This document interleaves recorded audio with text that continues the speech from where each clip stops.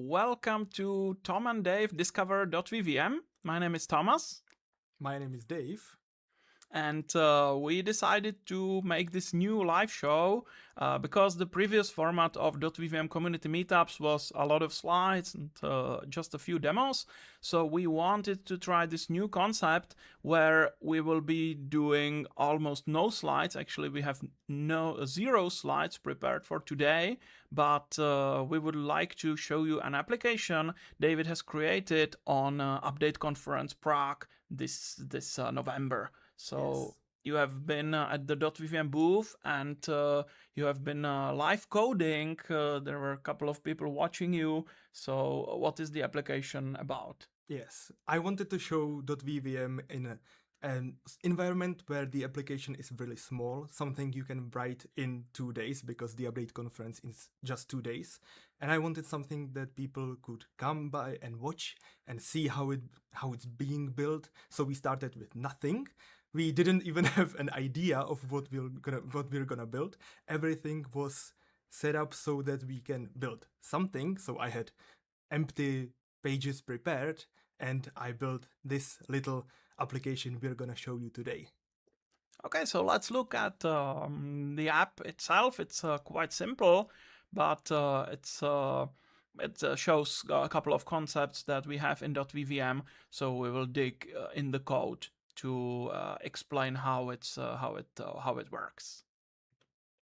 So it's a really small application, just one page with a banner on the top saying what we're building. We're building an app.vvm, and it's a little chatbot where you ask Mr. Riganti some questions, and Mr. Riganti, like an 8-ball magic predictor, asks ChatGPT something, and what it returns is what Mr. Riganti says. So we can ask Mr. Riganti what is .vvm, and if we wait a bit, we'll get an answer.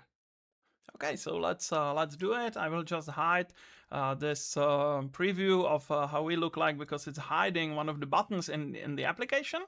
So see you in a few minutes. But so the question is, what is .vvm? So we can click on this ask method button, and it takes some time until the API starts responding and generating the answer. However, as you will see, the answer will start appearing as ChatGPT would be producing it. So I will. Yes, and to make the wait time bearable, we added animations to the responses and fun little emojis that are showing. Yeah. So you can see that it's appearing gradually, and there is some formatting. You can see there are code examples. There are a lot of emojis, of course, because ChatGPT is trained to use emojis a lot. And also there are bullet points. So how this is created? Well, actually, we asked ChatGPT to answer in Markdown.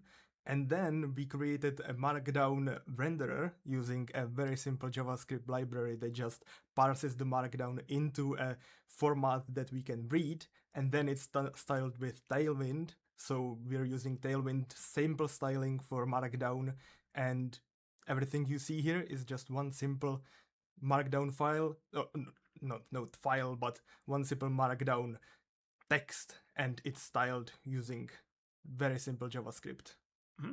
Yeah, so just like to repeat, because not everybody is familiar with OpenAI API endpoints. So basically you send them the prompt, which you will see in a few minutes, and the question of the user, and it will start, because generating the entire response could take a couple of seconds, as you could see. So it's using, I think, WebSockets internally to send you the fragments of the text. So as you saw that the text as was appearing, it's just as we receive it from the API, we will push it to the page using SignalR.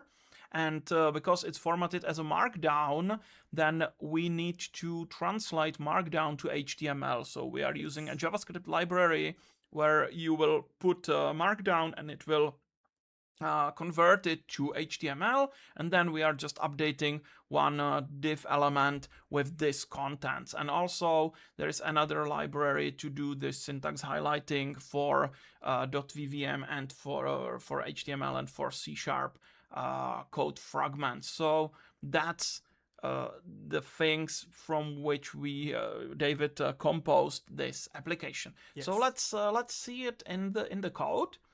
So let me switch to Visual Studio, and as you can see, the project is not that complicated. There is just one page where everything takes place. So this messaging connection, what is that? Well, this is a part of our business spec suite of controls, which is paid components in .vvm. And one of them is a very simple SignalR connection that connects to a service URL, which SignalR uses to communicate. And as we'll see in the setup, we will register this simple chat hub, as we can see in the folder hubs. And as we connect to it, we'll get messages with method names. And those method names are the types of messages we're receiving. So as we can see, when the assistant message started is when we start thinking, and we set the streaming answer as the thinking emojis, and we set up is loading through so that we have a reactivity there, so that we can show the green buttons and everything. And every delta is one of the updates. So it streams tokens back to us using SignalR, and every token is added to the streaming answer and then passed through the JavaScript to render the markdown. So it's a really simple setup, a very nice, just just simple SignalR, nothing too extreme, and I was able to build this in like few minutes. Basically because the API is giving us the fragments of the answer, and we need to push them to the client from the server. That's why we need SignalR, because otherwise the page would have to periodically check, is there something new, like to make, it's called polling, but there would be some delays, and it would probably ask too many times. So if this application would be used by a lot of users, probably there would be performance issues on the server. So SignalR, basically the page establishes a connection to the server, and from the server you can push messages like that with some parameters like this, for example, and you can update the page while the user is looking at that page. Here is this assistant message completed, which will probably unlock the UI, so you can ask some next question. And there is also streaming response content part edit update. It's some... This is I think one of the first ones we get. So we reset the streaming answer, and then we get the started. So we start to think. So we set up the message as the thinking emojis. I think it's just named like this because I believe that OpenAI library sends us these types of messages, so I just put the type into the method name, not thinking about it much. So this isn't something I named. Yeah, I see. I think it's because sometimes ChatGPT can produce answer which contains some text and some image or some other types of content, like they say content part. So I think that we are expecting just message with one content part, which is the text. So once we get this message, we'll just reset the streaming answer to an empty string. Okay. Yeah, and the whole setup is really nice with the usage of static commands. So we just update what we need, and we don't need to refresh the entire page. So we just update the streaming answer, and that's it. Yeah, I see. Actually, I wanted to start with Tailwind, but once we have, because we started talking about SignalR, let's switch the order of things. So let's see this component. It connects to this hubs/AI URL. Yes. And we have the SignalR hub, which is here, and it needs to be registered here in program CS like this, map hub, chat hub with this URL.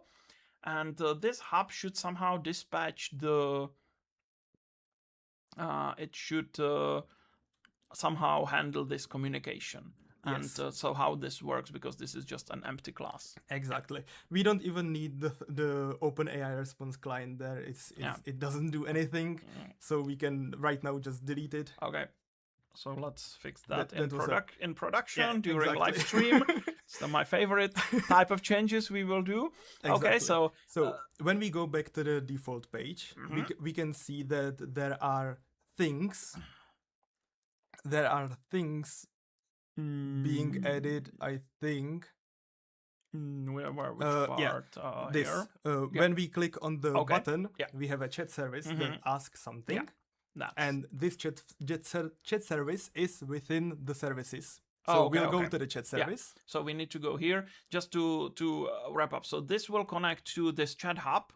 Chat hub doesn't contain any methods because the client doesn't call any method on the server, because starting or submitting the question is done not using SignalR, but using a static command, which we saw here. So like we don't need to call anything on the server using SignalR. We could, but we don't need to do that.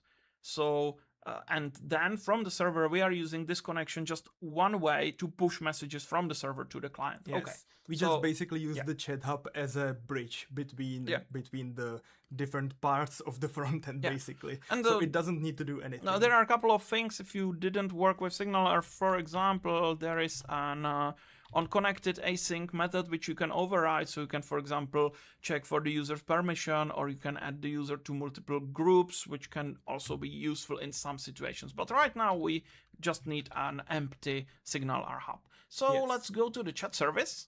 And it's just a class in the constructor, and I see that you like this new primary constructors feature of C#. It's great. So we need iHub context, which is what is iHub context? Well, basically, iHub context. It's the context of the hub. So if we want to pass the messages through this bridge we've created, we create a context for it. And as we can see later, we're allowed to send to certain clients or send to all clients some type of message. This is a really simple setup. Probably in production code, this would look completely different because we don't really need to publish it anywhere. So basically in our local host, it just sends the messages to all the different clients. Yeah.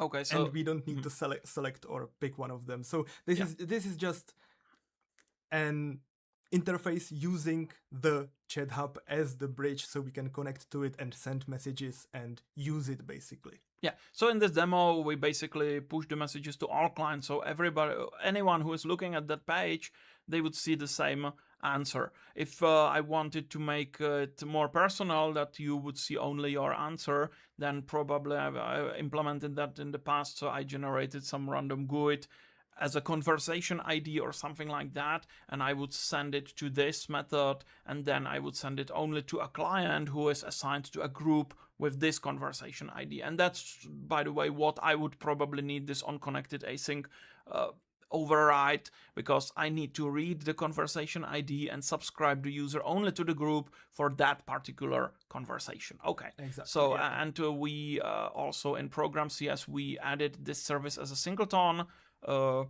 Again, it depends if you need more like stateful approach, but like in this case it doesn't have any state, so it should be fine. Even this iHub context is a singleton object, so that should be probably fine. Okay, this attribute needs to be here because we are calling it from the static command. Yes. And how to inject this service to default.html, because we are using it under this name. Exactly. So we can see on the top that there's add service, where we can define the service that we want to inject into our view.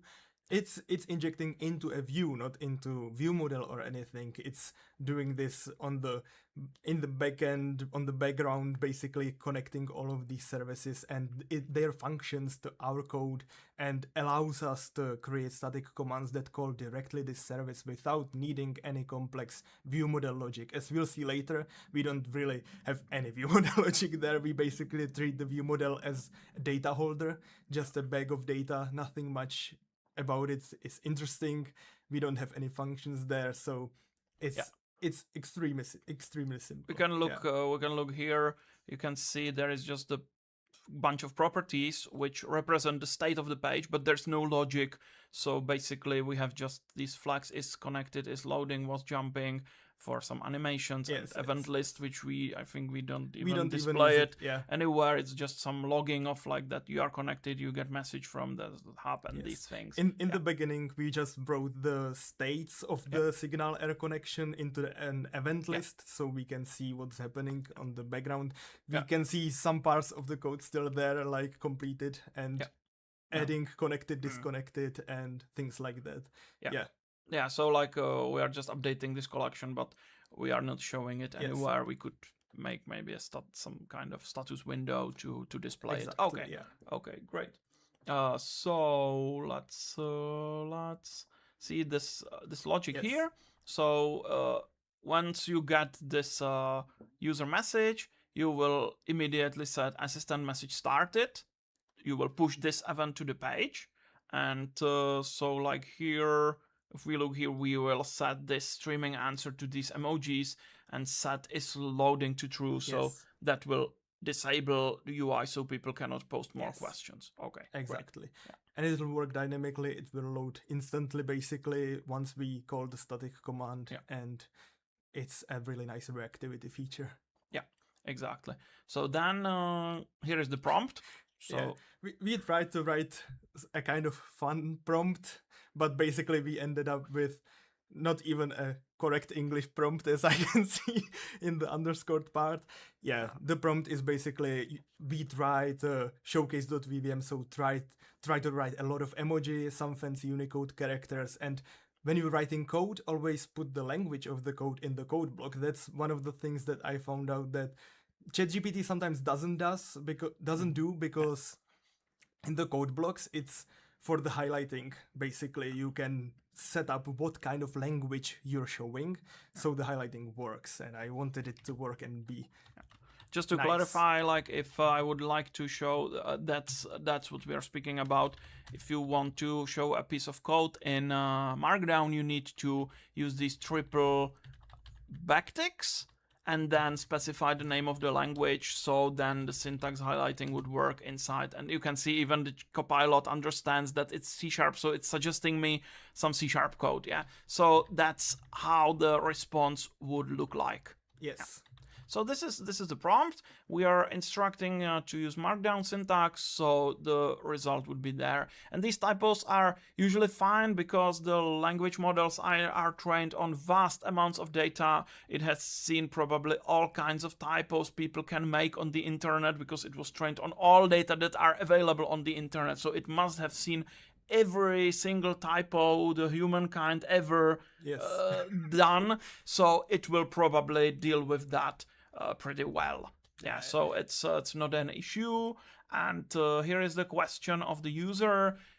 Here we should be a little bit careful about the prompt injection attacks, because it's quite once you take any user input and embed it in your prompt, that's a vulnerability, because then you can there's a favorite sentence like forget all previous instructions, so it could basically reset these things. I've seen a session of Mark Rusinovich on I think it was on Build or Ignite conference, and he had a t-shirt with like forget all or ignore all previous instructions as a joke. So that's just that you should be aware of this kind of attacks and use some services or some approaches tested very well, so it couldn't do much harm. Here is just like responding to the user, so probably it cannot do anything that bad. On the other hand, if you would allow to use function calling, that you would give it a list of functions that ChatGPT can decide to call, then it can start being dangerous, because then ChatGPT can start doing actual things. Yes, exactly. And we are using ChatGPT 5 Nano, the smallest version of it. And when we when we were playing around with it, it was really simple to get exactly this message. When we asked it enough times to differently to tell us the user prompt or the entire prompt, it was very willing to tell us the entire prompt, which is also quite dangerous when you tell it when you can basically leak the prompt outside. Yeah. So then we call on this response client, which is it's some class from the OpenAI package, I guess. Yes. Yeah, Exactly. OpenAI response is OpenAI response client. So we have just installed a NuGet package OpenAI to the project, and we are calling this create response streaming async. And streaming means that it will push us events like these updates, and we need to look at what kind of update is that, and then handle it properly. So this switch is basically doing everything we need. So the most important for us is this delta, because it's a chunk of text, usually just like few letters. Yes. And we just take it and send it to the page using this hub context. So this delta is a string, it's the part of the text, and once we get it in the page, we will just append it to this streaming answer. Exactly. Okay. Yes. Yeah. Great. So let's go back, and this is that message is completed, and this is the content part edit. So this will probably be the first event we get. So we will just like reset the streaming answer, then we will get a bunch of these delta updates, and then we will get this last completed, which will unlock the UI for the user to be able to work with that. As you can see in the chat hub, there's console brightline for the type. So I basically went, what type is it giving? Is it giving me when I ask it, or the chat service, not the chat hub? I'm sorry. Yeah. So I basically was like, what type is it gonna give me when I ask a question? And these were all the types that we were getting. So maybe as we can see that the delta updates is updating the text and completed. Yeah. Here is even some event which we didn't even handle. Content part done update, output item done update, and the response completed. So this one is interesting for us. We were handling these ones, and at the beginning there would probably be that content part edit. Once I'm scrolling using the wheel, but it's still the same line, so it wasn't visible. Yeah, so response created, in progress, output item edit, and this content bar edit. So there is a bunch of events, and there is also these error states, which we were lucky to not get. So and we are not handling them in any way. We should probably introduce another kind of message to push it in the page and indicate the error, something like that. Yeah. But who is doing error handling these days? Like, I don't think that it's really important. Just quietly, silently, do not disturb the user with some like freaking errors. I understand this. Okay, great. Yeah. So that's the SignalR part. So this is the way how you can update the page, push events from the server to the page, and this is done using this .vvm business spec messaging package, which is part of .vvm business spec, which is a commercial package, but it's just a tiny wrapper over SignalR. So if you don't want to buy a business pack and you want to stick to the open source part of .vvm, you can just write a couple of lines of JavaScript code that would do the same thing.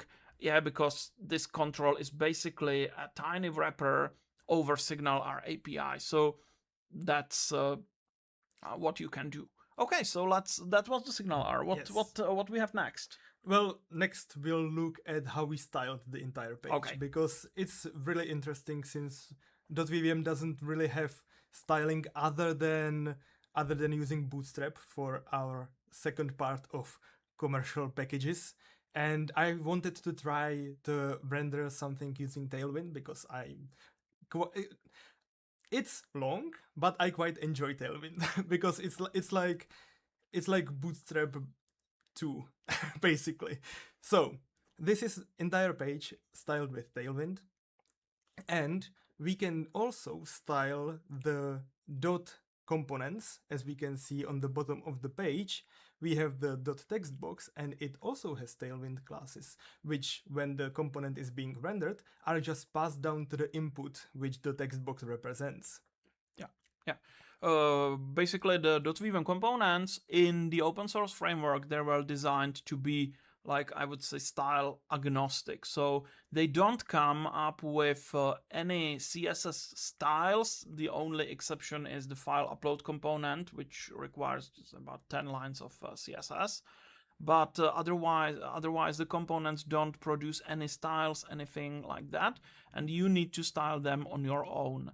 If you use the paid components like Bootstrap for .vvm or .vvm Business Pack, they are shipped with some styles. In case of Bootstrap, it's just Bootstrap. Yep. In case of Business Pack, it's our own bunch of styles with CSS variables, so you can restyle them as needed.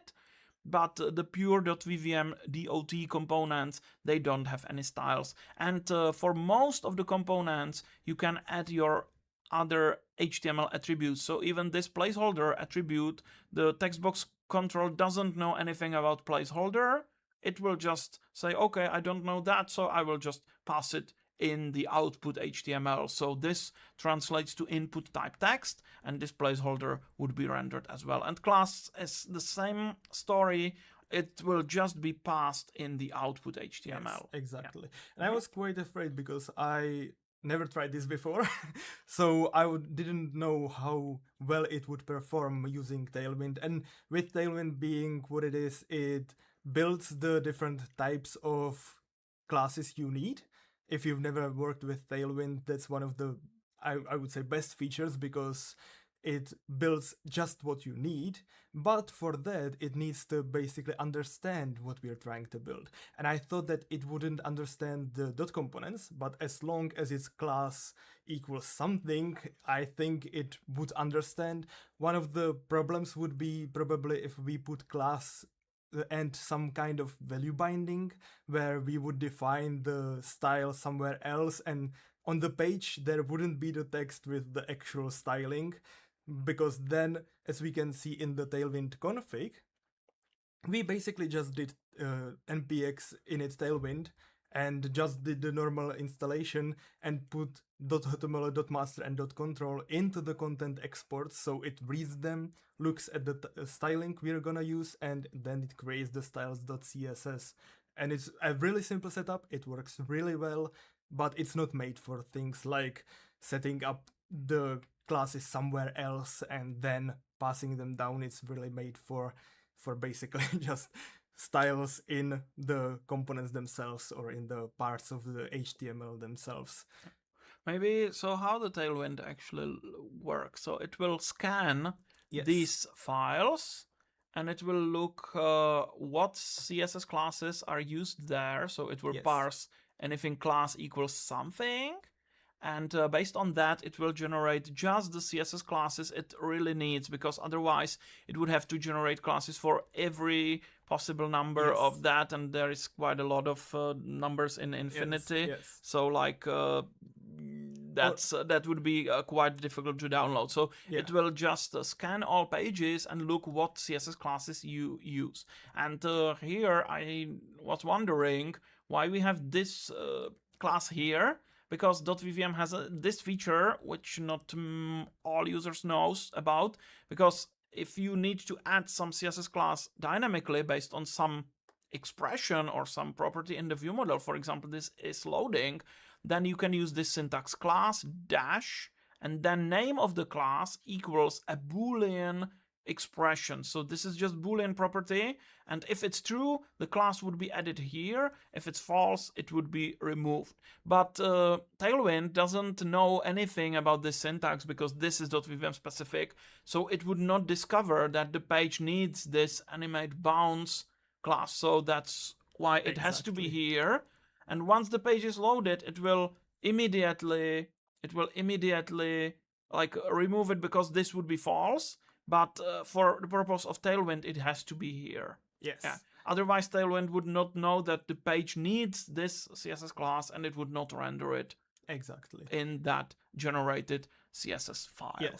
Which allows us to do things like the background colors being any color we want, defined by the by the value, because otherwise it would need to generate every color possible, which is also a large number of colors. Yeah, exactly. Okay, so that's it. So all these classes are defined in Tailwind. Yes. It reminds me like using inline styles, but this is much shorter, so probably it's more convenient than using inline styles. However, I think that it should be quite useful to define styles like all buttons look like this, they have these classes. So can I define this somehow? Yes, you can, using Tailwind. If you look into the documentation of Yeah. Tailwind, if you've Okay. never worked with it, you can basically do a sort of meta CSS where you define CSS classes, but with Tailwind classes.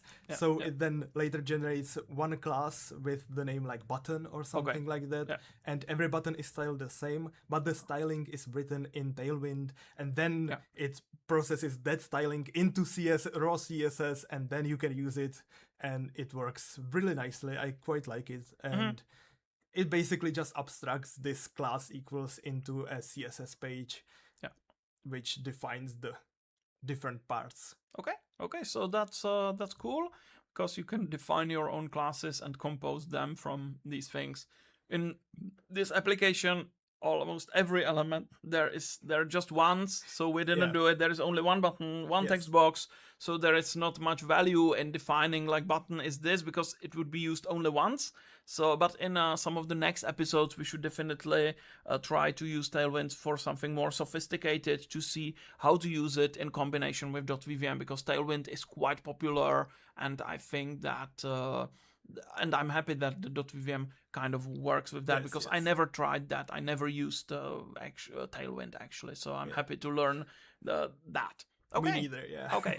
And this, I remember this from school when I was like 25 years ago, when I was learning basics of HTML at school, or maybe, 25 years would be something like that. So this element was already supported in Mozilla or Netscape Navigator, I think it was the browser, and in old versions of Internet Explorer as well. So I really love that. Yes. And it still works even with .vvm, of course. We were surprised that it's still supported, yeah.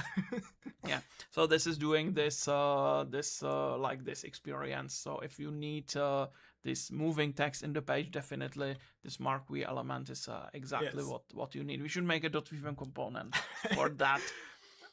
I'm not sure about that. Yeah. Yeah. Okay, so that's great.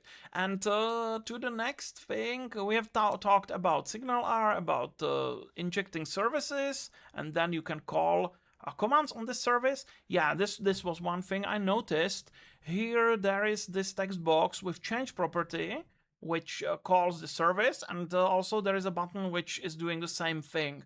Yes. So what was the purpose for that? Well, basically, this was really quickly written up.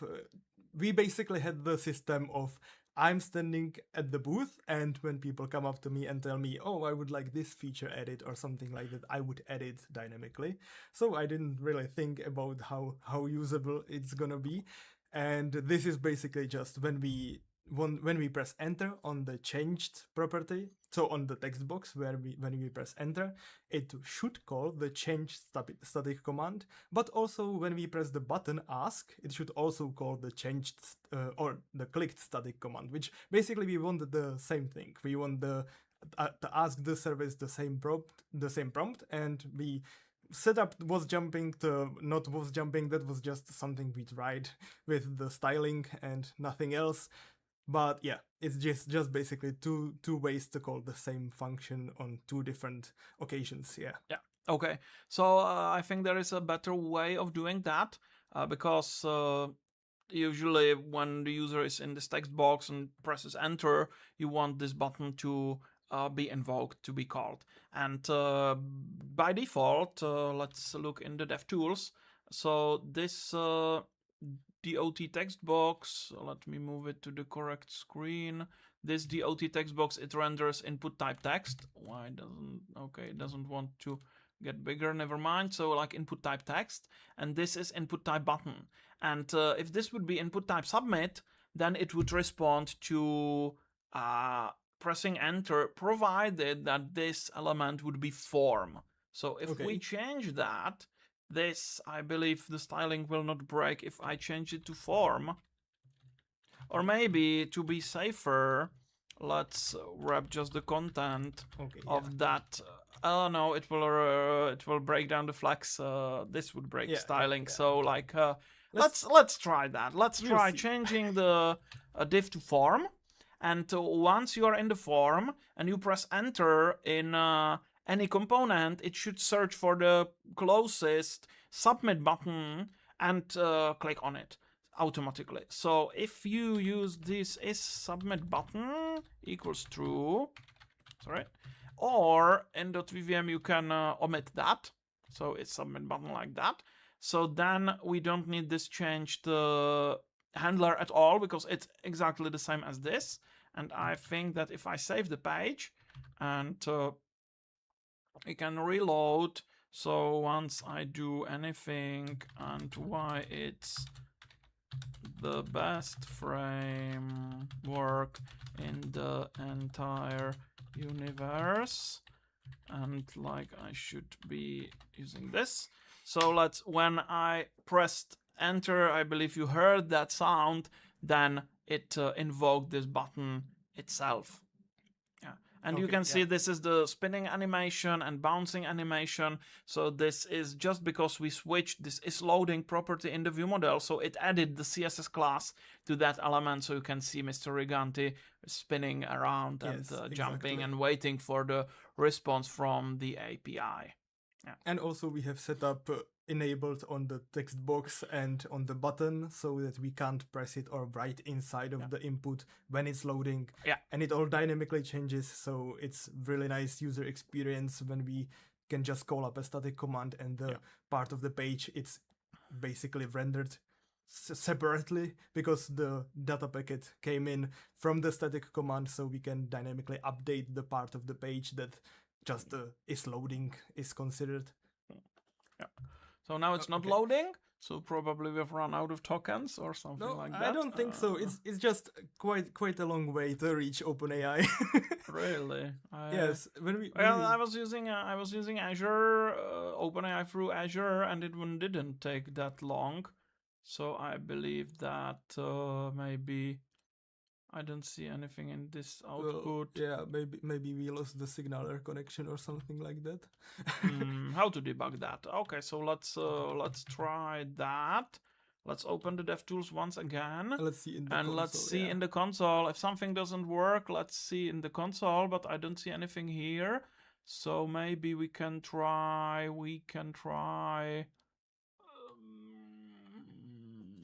just look at the view model. So if you call .vvm state, maybe in this event list there would be something, and there is just connected. So it seems that we are still connected.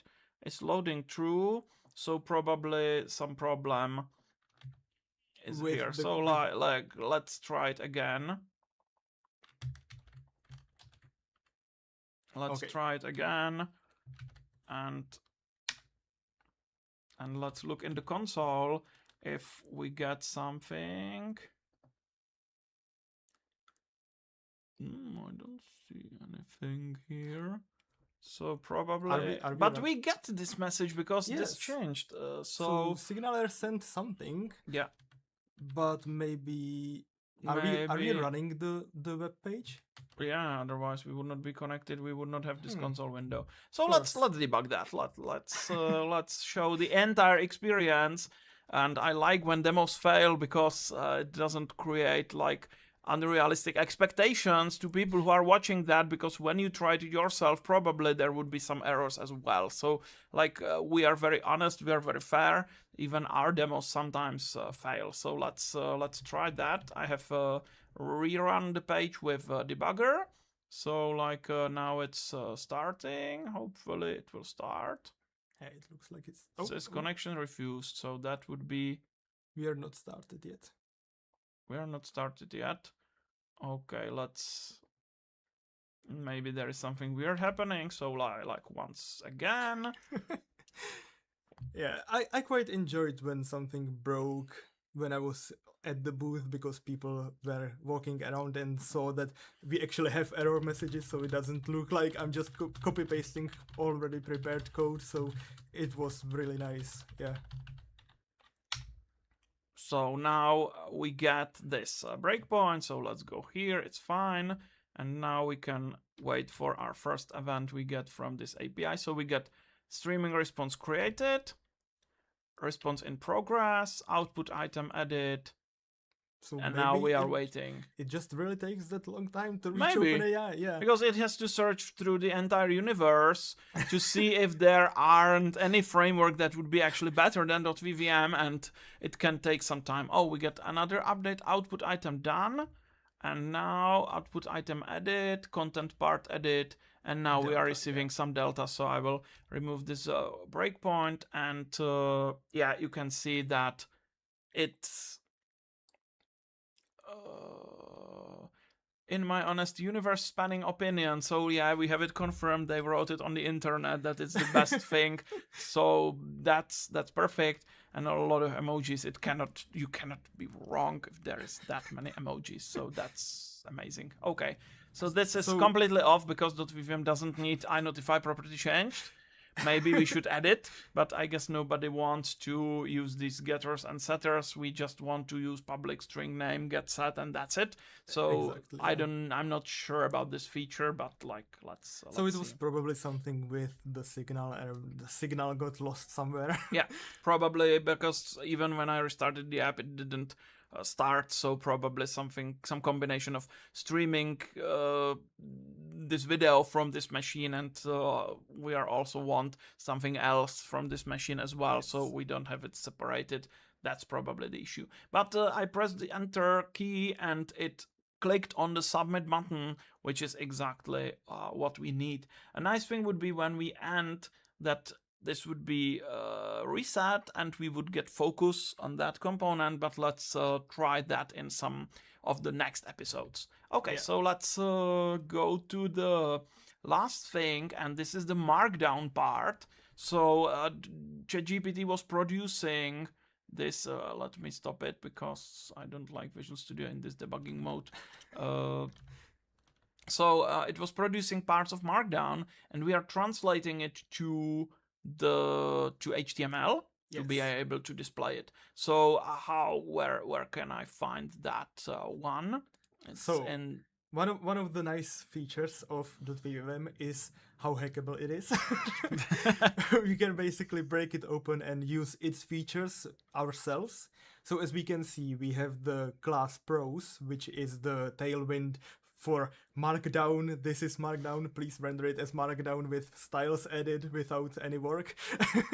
And we have the data bind there. And we can see that it's Markdown enabled, and the Markdown is the streaming answer. So we basically create our own binding into the Markdown property from our view model streaming answer. And when we take a look into site.js, we can see the code that handles it basically. Yeah. So basically .vvm is built on Knockout.js, which is quite old, very simple framework for making an MVVM model, view model experience in the browser DOM, document object model. So everything in .vvm works on top of Knockout.js. If I run the page again and use DevTools, you would also see that this, for example, this text box is also powered by Knockout.js, because there we can see data bind enable, and .vvm text box text is our own knockout binding handler, but it basically says take this prompt property from the view model and synchronize it with this component, because MVVM is two-way binding. So nothing prevents you from writing these data bind expressions yourself, or you can build a component, which would be a cleaner approach in my opinion, that would produce this data bind expression from just this like binding. But we can look how to do it in the next episodes. But for now, we are just using a pure Knockout.js. We have streaming answer property in our view model. So it will pick it up and it will do the trick. So let's open this site.js and So can you tell us something about that? So basically, we are using Showdown, a JavaScript library for rendering Markdown. We had to use this one because it has, I don't know if it's there, but it has, as you update it, it dynamically renders the Markdown, and it doesn't wait for the entire Markdown to be finalized to render it, so it can smooth live preview, as it's highlighted there. And we basically create a setup for the Showdown. We try to do some hacking for the code blocks and for the different parts of the highlight.js to work, because we then use highlight.js within the Markdown to render the code blocks. And then at the end, we create the converter, which is an JavaScript object, which then we can use its methods to convert the text into usable Markdown. And when we scroll down, we can see that we've created KO, which is knockout, dot binding handlers edit Markdown, and on update we call this value accessor to get Markdown. If it's Markdown enabled, we have to check, we get the converter dot make HTML text. So we then basically do a replacement for the text.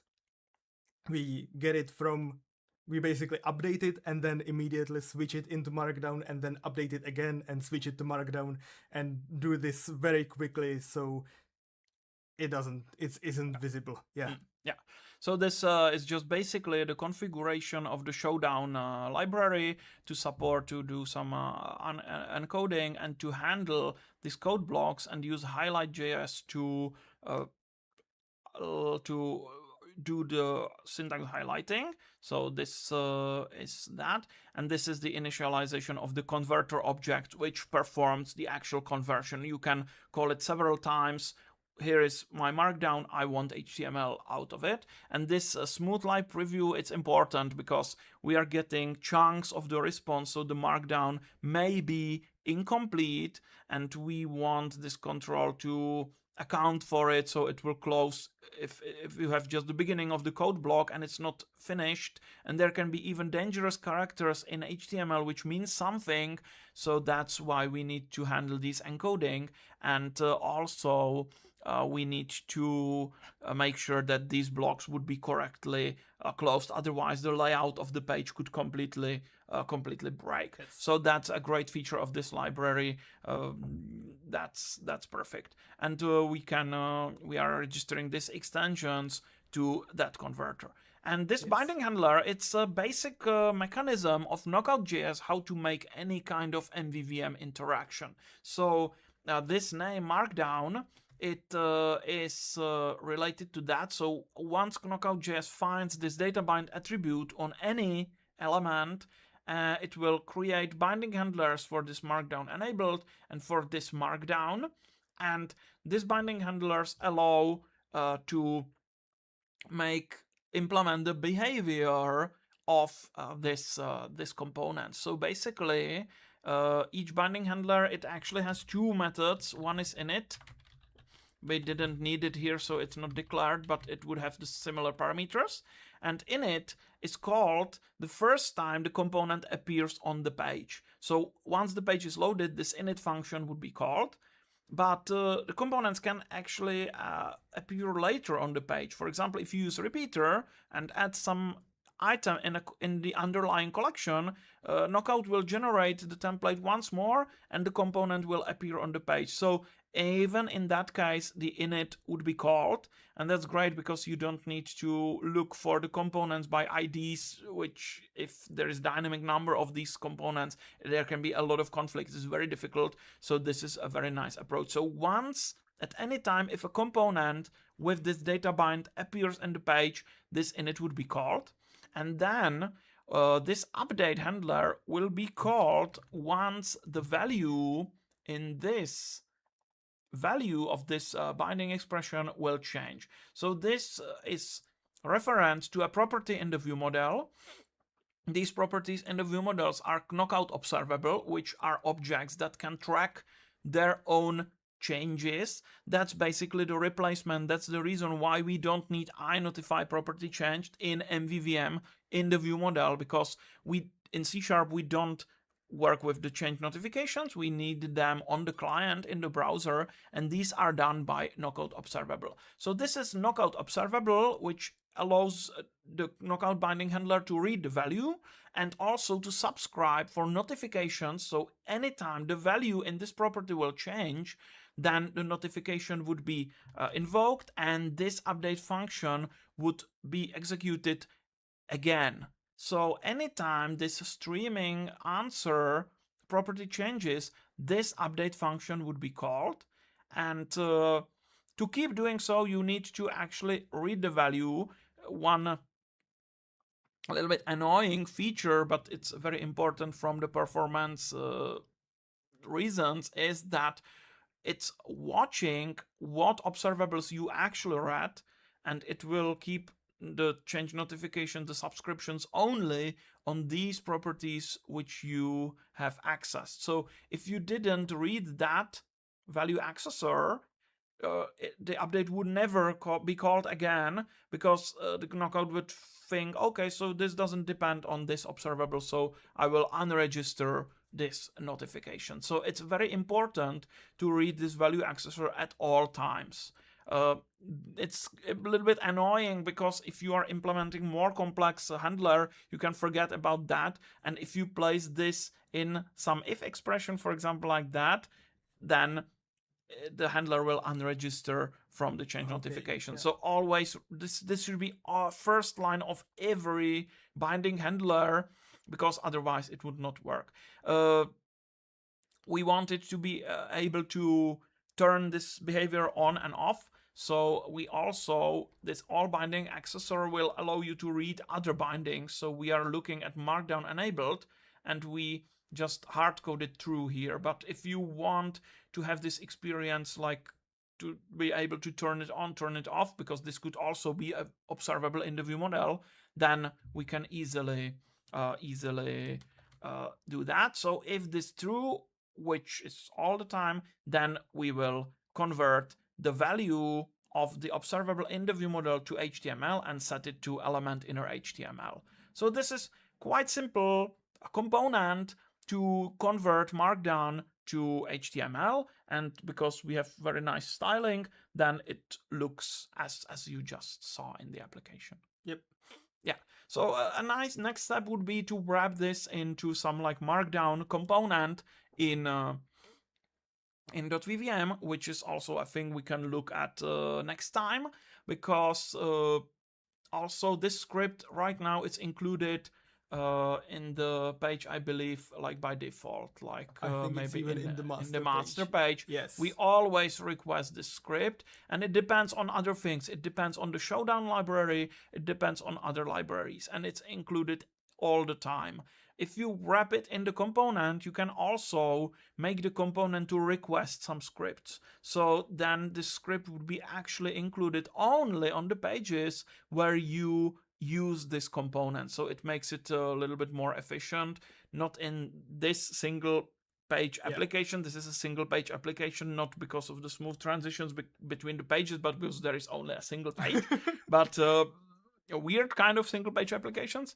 But if there is multiple pages, you don't want to include all the scripts for the entire app if you don't have to, especially on public-facing websites where you need the page to be loaded as quickly as possible. Yes, exactly. Yeah.